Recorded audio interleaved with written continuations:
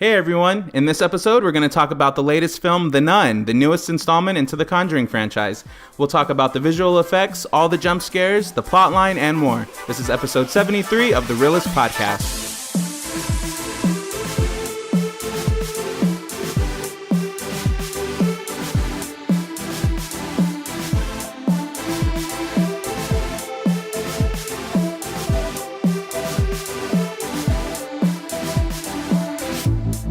Team Reel-ist, welcome back. This is episode 73. I'm Donnie. And I'm Oscar. And we have our producer, Ruben. Hello. Hello, Ruben says. And Oscar, are you laughing? No. Oh, I sensed some giggling over there. I just wasn't sure. Oh, no. Okay. I'm just in my notes. Just kidding. Yeah, okay. I'm just preparing for this episode. Right, me too. I want to thank all of our listeners for tuning in to us. If you're returning, welcome back. If you're new, thank you for choosing us to listen to. We are the Reel-ist Podcast, where we discuss film and we consider how certain scenes and what's the other word I'm looking for? Aspects. Yes. Certain scenes and aspects, how they tie into real life. We're going to try to do that with this episode, although it might be a little hard, seeing that this is like a horror film. But we can still try, with the right? demonic presence. And it's, I mean, hey, to some people that's really, really real. That's so true. We'll see. There's some fear of people not wanting to want to see this because it has to deal with that. That's true. Before we jump right in, just want to remind you guys that we are on social media, Instagram, Facebook, Twitter, at Team Reel-ist, Team Reel-ists, no dash. You can also drop us a comment on YouTube, and you can leave us a comment and rate us on iTunes as well, just to give us some feedback, let us know what you think. We are open to all forms of feedback. So I think that's pretty much it, right? Yeah. No other housekeeping. I think Nope. we could get right into our episode. We just saw the newest movie sweeping the nation. Is that every movie you have? I know, right? Well, that's how they make it seem on like the commercials and the trailers. I mean, to some degree, it's winning the box office for the weekend, so you're not completely wrong. It is like everyone, it's making money at the very least. So yeah, it's made the most out of the Conjuring series. So both the Conjuring 1 and 2, Annabelle 1 and Annabelle Creation, which is 2. But yeah, so that's insane. It's crazy how like a film can make so much, can make a lot. The numbers can do good, but in my opinion, I would say that those numbers are misleading. We can get can get into how we feel about it, but let's just start with your initial thoughts. You and I just saw this; it's still fresh in our minds. What did you think of The Nun? Nobody telling people when we see. I mean, I didn't say specifically. I said we just saw it. Just walked from the theater to the microphone. No, yeah. So my initial thoughts on this, aside from the jump scares, which is probably the main attraction that you probably would go see this movie for, it was disappointing. It didn't necessarily give us a story that we were interested in. It kind of was more of just like, get us to the jump scares. All right. Get us to like the middle part of this movie. All right. Where's the twist? All right. Get us to another jump scare, get us to the final battle, and movie's over. Yeah. So it's kind of just like it one of those. followed a formula, it seems like. Yeah. It was trying to. It definitely did. And not even that, but like the scares were unfortunately, I mean, they were common. They were the ones you expect. See, like the camera turns away and turns back, and then there's, the demon comes out and attacks. Or the demon's far away and, it's coming closer. But yeah, and unfortunately, it's nothing fresh and unique, and it's disappointing with the Conjuring franchise, where the Conjuring's been managing to be able to tell an intriguing story with the horror elements included.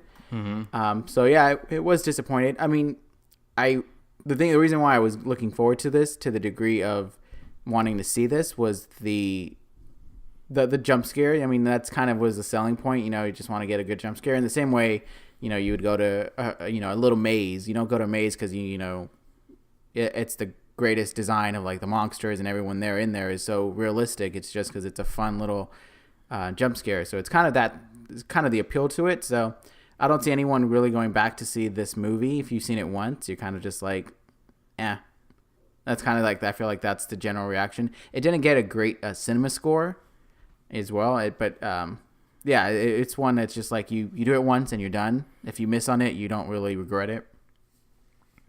Right. I gotcha. On Google, it says, when a young nun at a cloistered abbey in Romania takes her own life, a priest with a haunted past On the novitiate. I don't know that word. On the threshold of her final vows are sent by the Vatican to investigate. Together they uncover the order's unholy secret. Risking not only their lives, but their faith and their very souls, they confront a malevolent force in the form of a demonic nun. Yeah, so I will say the trailers made it look a lot more interesting. I thought there was going to be...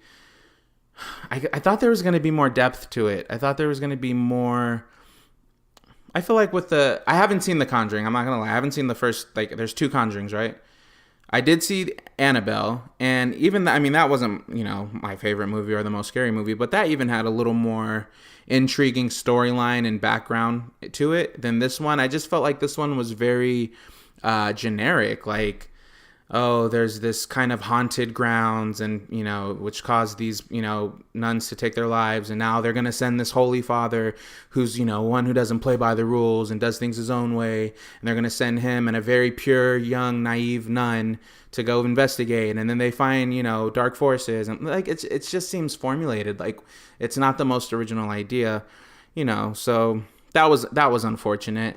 And to be honest, I wasn't really into... Yes, there were a lot of jump scares. So I think, like, that's fun if you're, like, going with a group of friends and it's like, it's Friday night. Let's go be scared. Let's go watch The Nun. Ooh, that'll scare us. I think if you're looking for that, then maybe this movie will entertain you. I mean, it wasn't the most boring movie by any means. It was, it had entertaining parts. But if you're looking for, like, a solid, good horror film, I feel like you're not going to... I personally don't feel like you're going to get it here. You might want to watch The Conjuring 1 and The Conjuring 2 as your source for that if you haven't seen them. There's... Horror recently has been a hit or miss with its movies. It has... Sometimes they have great concepts, but it doesn't execute right. And sometimes it does it well. I know, like, the Blumhouse Productions has been the main source of bad horror movies. Of that, like, the ones that have been nailing the horror movies. I think It was the first big blockbuster, so to speak, that was a success. Halloween's coming out next month, so that one's going to be like the next one to see if that does well. But yeah, this one was just a jump scare for the sake of jump scares with a story that was inspired from another movie. In the same way that the first Annabelle was actually a kind of more of just jump scares as well. The second one actually had had more in-depth story to the reason why Annabelle was, like, attacking people. I've seen the Conjuring movies, but yeah, it was a nice tie-in, but by no means does it fill in any kind of gaps or anything that leaves you with the whole, like, I need to see this to understand everything else that's happening. It's kind of more of like you see this demon in both movies, the first and the second, and so you kind of have that question of like, oh, I'm curious about why. But yeah, it was unfortunate because I think that their universe is interesting with, like, the monster that not monsters, but the demons that the Warren family, I believe is what they are. That they've been dealing with. And so I don't know, it's kind of just like, I get that they're trying to use what's in their movies to kind of get something, but it just didn't go anywhere. It was just more of like, remember this from that movie? Well, here it is at their own standalone. Almost, I feel like this would have been a great kind of TV movie, or like made for, like, a shorter screen, not necessarily a theatrical release. Right. Netflix maybe, that would have been probably a good source for this one. But yeah, it satisfies in the jump scares, because the jump scares still manage to, it's coming, but it's still that, like, I don't want to see, a demon right in front of me like that so quick. So it still provides you that. But speaking of the demon, like, the main monster, if you will, is the Valak. nun. Huh? Valak. And from the trailer, it looked more scary than it was. I feel like when they went up on close-ups of the face, it looked very just fake. Like, it looked like, I can't even compare it to anything. It looked like I was watching a cheap, like, sci-fi movie that was, like, on the Sci-Fi Network, Oh. Like, that was released on a Friday night, like, direct to, like, to TV movie. That's what the effect of this nun looked like. It wasn't the painting of the nun. They opened it up with like someone painting a portrait of the nun. That portrait looked way more scary than what we actually saw, to me, in my opinion. It looked very computer generated and very, kind of like, it looked like it was unfinished. Like they're in the editing room and it was like, damn, our budget ran out. We can't take this monster to the next level, so we just have to stop here. That's what it looked like to me, and it was disappointing. I'm not gonna lie. With the Conjuring movies, it's very small samples of it, of the demons. So, and it's in the dark times, so it works. See, I feel like that's way more effective, and right, because it's not like you're getting it all. You're getting little glimpses. Right, that's what I'm saying. So that's where it was gonna be. Where when you saw those movies, you didn't have a problem with it, but now that they actually have to put it in front of the camera and they actually have to show it up close and give it all those details, it's different. It's really different, and yeah, I mean, to me, I was familiar with it, so I guess I wasn't too caught up in the actual prosthetics and makeup that went to this, because I don't think it was CGI. I feel like it was. And we've seen, I think that one still goes to like Insidious and all those kinds of. Yeah, for sure. At least, I mean, you're talking to someone who's Insidious is like my favorite horror movie, so one of them. But yeah, Sinister. No, don't you dare utter that word. We don't talk about Sinister. But yeah, I mean that was that was a little disappointing, but it was what it was. I don't know. This one just, it's disappointing. I feel like maybe my expectations were too high for it. Maybe that could be part of it. Maybe I haven't seen the two Conjuring, so maybe that could also be playing into why I don't love this film. But even myself seeing them, that it didn't make me necessarily get any improvement of oh, okay, now I let me love this demon even more. This was just more of hey, do you remember this demon that was appearing briefly in these two movies? Mm-hmm. Now he has its own spin-off. Right. In the same way that Annabelle made a brief appearance and then got its own spin-off. So it's kind of just this movie was well received, The Conjuring, first one. Let's take a little portion out of that, make its own movie. And then for the second one was oh, now let's take something else that was in it. So yeah, it was just kind of an extra. Think of it as you get the DVD or Blu-ray of The Conjuring 2, and you see the little sticker on the cover of the DVD that says, includes new scene, a new short film of The Nun or something like that. It feels like it's more of that, but just expanded obviously to a feature length film. Right. But it feels like it's one of those it's a bonus feature that doesn't necessarily, makes you be oh, I understand the entire thing now. It's just kind of more of oh, okay, so this is what it was doing before it caught up with our characters in The Conjuring. So, right. Yeah, it was just filler to some degree. Yeah. And kind of what you were saying before, we were just basically trying to get from one jump scare to the next jump scare to the next jump scare. So I feel the content in between those, the actual storyline itself, it just wasn't. It wasn't unique. There was nothing fresh or new about it, or something really this is really interesting. You have this kind of French Canadian guy who's kind of at sometimes even comic relief throughout the film, because he says these little one-liners and these little whatever that kind of lighten the mood. And he's crushing on the star, I guess you can say, Taissa, if I'm saying her name right, Taissa Farmiga from American Horror Story, who we didn't even know was starring in this film. And I love her, and I think she's great, and I think she's a good actress, and I love her in American Horror Story. So I was really excited to when we saw her on screen, oh, she's in this, yeah. I don't think she did, I don't think the actors themselves did bad. It was just the material. It was just the material that they were working with was just no bueno. And then you had the father, the priest, coming from the Vatican, who was here to, assess and see what he can do. But even I feel like his character was just poorly written. I feel like nobody had a lot to work with. So they, everyone just did the best they could with the material they were given. But nothing was unique. Nothing intrigued me that much that I wanted to really sit there and pay attention to the storyline. It is, and I feel with horror film, yes, you have jump scares are important and the visuals are important.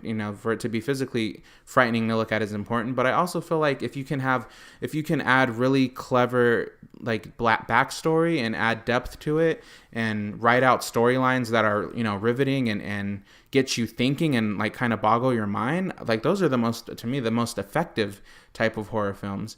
And I'm also like a less is more kind of guy. I always kind of get scared by like not seeing something, it's like what's in the shadows, and they kind of do that here. I will give them that. They have a lot of scenes where like you kind of see the tail end of the nun's gown, or you see someone in the window, and I like those moments way more than I like the close-ups of the nun. Of what's the demon's name? Valak. Like I like those moments more than when they're showing close-ups of Valak. So that's that. I don't know. Let me stop. Going on my tangent. What makes a horror film? I know. No, not claiming to be an expert here. This is just what I like. What works for me. I was gonna say, in regarding to, there's something. Oh, the disappointing part to it as well was that a lot of people behind the movie, were part of the other movies, the ones that were well received. The Conjuring 2, that actually were great movies. So to say that, something in the transition, whether it was just like they overlooked the script, maybe they just like thought the script was good, or someone, maybe they assumed that the creature itself, the demon Valak, was scary enough that was going to bring the audience. Whether this was just a money grab or filler before Conjuring 3 comes out. So like, there is a Conjuring 3. Supposedly, yes. Oh, okay. So things like that, where it was like, what was the reason like behind it? I think that would help know more if they were just like, oh yeah, they won't admit it, but like if it was a case of like, oh, we just made this movie because we needed a scary movie for September, and this was a great concept from the other movies that were successful, therefore it's going to draw in people. Mm-hmm. So I mean, if that was the case, then yes, it was, they didn't really put too much care into it. But if it was one where they were like, oh no, this is a great story, this is exactly what the audience would enjoy. So yeah, it depends on that, but it is disappointing that James Wan and Walter Hamada are the ones that were part of the other Conjuring movies, even Annabelle 2, were to some capacity involved in this. Mm-hmm. I know they both had different projects, mainly. I can't even say exactly what projects, but and like they both had different things on their plate, so I can see maybe they couldn't put too much time into it, and they relied on the director to be able to handle that, and the director unfortunately wasn't able to live up to it or something. Mm-hmm. But I mean, yeah, it's not surprising though. Like for horror films, it does. Sometimes some movies don't hit it. Like yeah. It's like, to me, like Truth or Dare is one that comes to mind that we've seen that was just like interesting idea, just didn't hit the nail. Even that though, like I was more happy with that idea, and the premise. That was a lot more unique than the premise of this one. Well, I mean, this one was, again, I feel like it was like a glorified haunted house film to me. Right. Which is what is disappointing, but I feel like this the draw was, in fact, that this was a character from a movie that you may have saw that was a success. Then you're just like, oh, that movie was great, so it must be the same team, making this movie.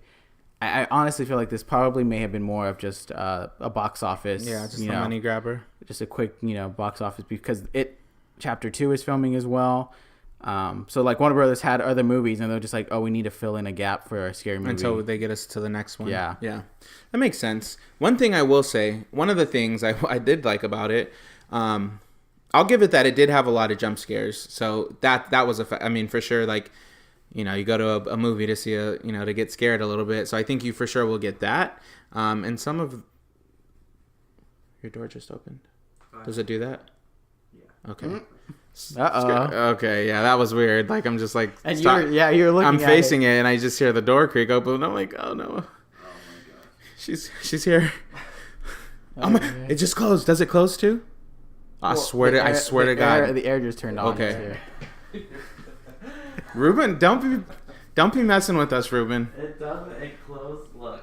It opened and then it started closing. I'm not even afraid of Look, it. it being a demon or anything. I'm more afraid of it being Halloween. If it being, At first, I thought it was gonna be like. If it opens again, then we'll then we'll cancel the production of this episode. Seriously. They'll find this unfinished audio clip. It's just gonna end the. Three producers or three podcasters met up one night to record an episode. They were never seen again. This is the audio footage we found. We're laughing and we're putting this in the episode. Okay, sorry. All right, back to... Okay, so what I was going to say was one of the things... Oh, yeah, it had a lot of jump scares, so that was effective. One of the things in terms of the storyline that I liked was that Sister Irene, the main nun, she had... I guess she had the gift of, like, visions, which kind of helped her throughout the story, which I thought was one of the most interesting things. Because that was something new. That was something different that they gave. It wasn't just like she was this pure nun. She, like, had a really, a gift, and she would, really believed it was a miracle from God, and she was able to use it at certain aspects throughout the story. So I thought that was pretty cool. I like how you say that because I actually didn't like it. You didn't catch that? No, you didn't like it. I didn't like it because it was more of what does this have to do? I mean, I get like it helped like foreshadow things or what, the whole like Mary statue, and she always points. That kind of stuff. Mm-hmm. We did say it was spoilers, right? Spoilers. I don't know if we did. They should know at this point. Right? That's true. So, yeah, there was that kind of like, that little information that we kind of understood. But it didn't give us any complete, like, insight into, like, this is crucial to defeating, Valak. This was just more of like, oh, here's a wink on then where they're going to have to go. And then also the realistic point of it, like it took away from like, this is actual demon. I mean, I know that there are people that, can possibly have visions to that degree, psychics or whatever, how much ever you want to believe that. But yeah, to me, it was just like, it took out any possibility of like taking this realistically of like, oh, this is, it could be a true story or something like that. Mm-hmm. For sure. Was there anything that stood out to you that you did like, or that was like a takeaway from this film? That's a tough question. Sign. That's a bad sign if I'm trying to think. I will say the one thing that I enjoyed out of it was the tie-in to The Conjuring. They do connect it back, so it's not like it's complete. In the beginning too, they do like the little brief. That's recap, and then they tie it again back in. It was all new to me. I'm like, what? Who are these people? I knew who the actors were, but that to me was exciting to kind of see that part. The jump scares were fun that's exactly what I was expecting to it. I think I may have hyped the scares myself a little too much because I was telling you the little dream I had where I had I guess I don't want to say nightmare because it's not like I couldn't go back to sleep, but it was just a dream where I had to watch people getting scared by Valak, like it was like torturing them or like scaring them, and I couldn't do anything but just observe. Mm-hmm. So it was like kind of like me watching the movie without knowing what the movie is, so my brain has to fill in the blanks of like, well, we don't know what the movie happens in the movie, so here's just the demon just running around. So I mean the jump scares and the Conjuring tie-in were really nice. It kind of like made you look forward to another Conjuring because you think of like, oh, those were great stories on top of being scary. Now it's like, let's get the next one going. Yeah. Okay. All right. I will say I really liked the design, like the set. I guess what I'm trying to say, the set I was into because it did feel really, really as cliche as it was, but like the dark, everything was candlelit and there were like stone walls and floors and chambers and the doors and the archways and very mid-century goth. I don't know if that's a right term, but it did have that feel. You definitely get the vibe that you're like somewhere where something spiritual warfare could happen. So I gave it a good setting, I feel like. So I did like that. And I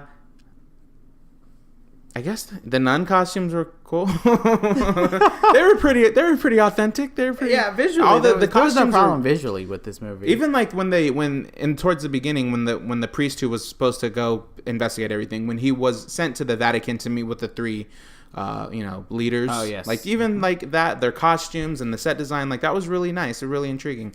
I bought it. I didn't buy the plot, but but like the costumes and the set design, I did. And the fear in the main actress and actors. Right. Yeah, I think so. I said a lot of bad things about the film, but it had some good things. But unfortunately for me, the bad things outweighed the good things. So with that being said, I'm just going to tell you what my real score is. I'm going to be a little harsh today, but I'm giving it a 1 out of 5 reels. Ouch. I know. That's a record. That might be my lowest. I think that is the lowest. And I feel bad for doing that, but I don't want to sit here and lie and be like, try to give it a higher one. I mean, not that I ever do, but like I want to... Someone's gonna be like, I request an evaluation on all his reviews now. I just feel like as a whole, it was just mediocre and generic, and there was nothing. I didn't walk away with anything. Like there's nothing. I didn't walk away with anything. I could have not seen this film, and it would have affected my life. So, that's pretty harsh, and I hate saying that because